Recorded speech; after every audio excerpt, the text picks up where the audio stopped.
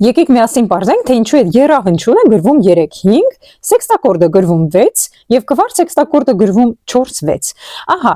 3-5 եռահանչյունը գրվում է 3-5, ինչու։ Նայեք, դո, մի, սոլ, եռահանչյուն է։ Դոից առաջին ինտերվալը, եկեք հաշվենք, տեսնենք որն է։ 1, 2, 3։ Երրորդ ինտերվալը տերցիան է։ Գրեցինք 3, իսկ դոից երկրորդ ինտերվալը 1, 2, 3, 4, 5։ Սոլ նոտան է, սոլներ գվինտան է, ուրեմն գրում ենք 3-5, ահա ինչու ենք մենք եռահանչյունը գրում 3-5։ Եկեք շրջենք մեր ակորդը, ստացվեց եռահանչյունի առաջին շրջվածքը, սեքստակորդը։ Ինչու ենք մենք գրում սեքստակորդը 6, ապա եկեք մի նոտայից հաշվենք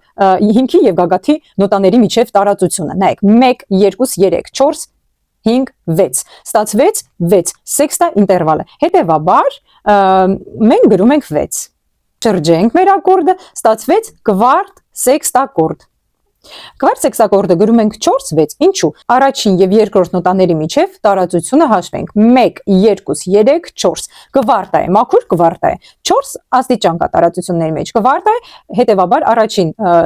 ձիվը կլինի 4, երկրորդը 1, 2, 3, 4, 5, 6, սեքստա է, իսկ սեքստան մենք գրում ենք 6, և այսպես ստացվեց կվարտ սեքստ ակորդ, նույնիսկ անվանումը մեզ հուշում է, թե ինչ ակորդ է, կվարտ սեքստակորդ, ուրեմն հիմքում ընկած է կվարտան և սեքստան, սեքստակորդ, ուրեմն հիմքի և գագաթի